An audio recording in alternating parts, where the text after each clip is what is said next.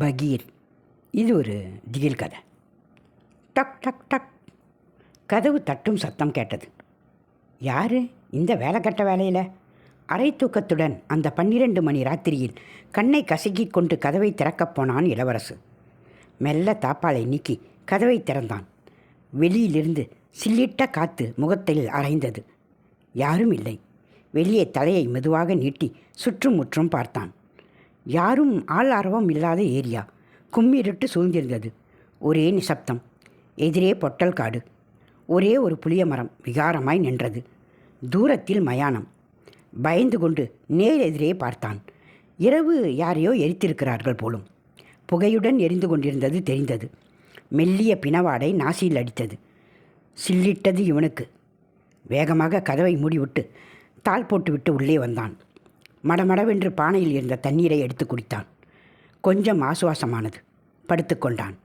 சிறிது நேரம் கழித்து அதே சத்தம். கதவு தட்டும் சத்தம். டக் டக் டக். பயத்தில் போர்வையால் இருக்க மூடிக்கொண்டான். ரீச்.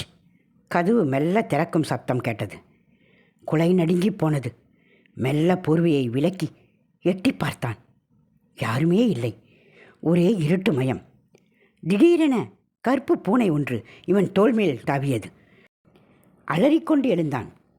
சே, இந்த சனியம் பிடிச்ச பூனை தான் கதவை திறந்துச்சா? நான் கூட என்னமோன்னு பயந்துட்டேன். இந்த பூனை தான் சுரண்டி இருக்கு. சே, பயந்தே போயிட்டேனே. தன்னை சமாதானப்படுத்தி கொண்டான். வாசலுக்கு வந்தான். திறந்திருந்த கதவை மூட மெதுவாக மூடி தாப்பால் போடலாம் என பார்க்கும் பொழுதுதான் ஞாபகம் வந்தது. ஏற்கனவே நான் தாப்பா போட்டுட்டு தானே வந்தேன். கலவரத்துடன் கதவை மூடப்போனான். படீரென்று கதவு திறந்து கொண்டது. விக்கித்து போய் பார்த்தான். எதிரே ஒரு இளம்பெண் கிழிந்த ஆடையுடன் நின்று கொண்டிருந்தாள். அரைகுறையாக தெரிந்தது. இருட்டில் முகம் தெரியவில்லை. மூச்சடைத்தது. யாரு யாரு? பயத்தில் குளறினான்.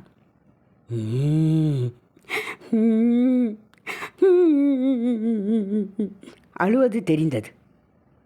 தண்ணி வேணும், எனக்கு தண்ணி வேணும், உடம்புலாம் வலிக்குது, எரியுது, தீய அணைங்க, எனக்கு தண்ணி வேணும். யாரு நீ? என்ன பண்ணுற இந்த நேரத்தில்? இங்கே தைரியத்தை வரவழைத்து கொண்டு கேட்டான். தண்ணி வேணும், எனக்கு தண்ணி வேணும். பாவம். குழப்பத்துடன் தண்ணி கொண்டு வர உள்ளே போனான். கதவு படீரென அடித்து மூடியது. பதட்டத்துடன் வேகமாக செம்புடன் வாசலுக்கு வந்து கதவை திறந்து பார்த்தான். ஒருவருமே இல்லை. பாப்பா, பாப்பா, எங்கே அந்த பொண்ணை காணோம்? யோசித்து கொண்டே பார்த்தான். காற்று சப்தத்துடன் உலையிட்டது. ஜன்னல்கள் பட்டீர் பட்டீர் என அடித்து கொண்டது. புளிய மரம் காற்றில் சலசலத்தது. தூரத்தில் ஒரு நாய் உலையிட்டு அலறும் சத்தம் கேட்டது. தூக்கி வாரி போட்டது இவனுக்கு. சொம்பை அங்கேயே போட்டுவிட்டு ஓடி வந்து கட்டிலில் விழுந்தான். போர்த்தி கொண்டு முகத்தை இறுக்க மூடிக்கொண்டான். உடல் நடுங்கியது. வேர்த்து விட்டது. இதயம் வேகமாக துடித்தது. உடம்பு சூடேறி அனலாக கொதித்தது.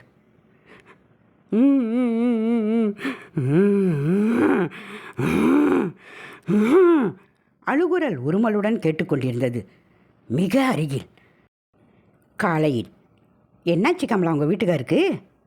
இல்லைக்கா, இப்போ தான் ஊர்லேருந்து வந்தேன். பார்த்தா இவருக்கு ஒரே ஜுரம். காய்ச்சலில் பிரம்ம பிடிச்ச மாதிரி மூட்டு வளையத்தையே பார்த்துக்கிட்டு முணங்கிக்கிட்டு இருக்காரு. அதான் டாக்டர்கிட்ட கூட்டிகிட்டு போகலாம்னு. ஒரு விஷயம் தெரியுமா உனக்கு? உடம்பு சரியில்லாமல் சீக்கு வந்து கிடந்துச்சே பானு. பாவம் அந்த பொண்ணு நேற்று சாயங்காலம் செத்து போயிடுச்சு. பாடி ரொம்ப வீக்கானதுனால நைட்டோட நைட்டாக மயானத்தில் கொண்டு போய் எரிச்சிட்டாங்களாம். சரி சரி, உங்கள் வீட்டுக்கார சூதானமாக கூட்டிகிட்டு போ, நான் வரேன்.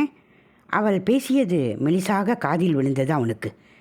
இதயம் வாய்வழியே வெளியேற படபடவென துடித்தது. கண்கள் பிதுங்கி நீர் வர நாக்கு வெளி தள்ள ஆரம்பித்தது. காதின் பக்கத்தில் அந்த சப்தம் உருமலுடன் கேட்டது. மிக அருகில்.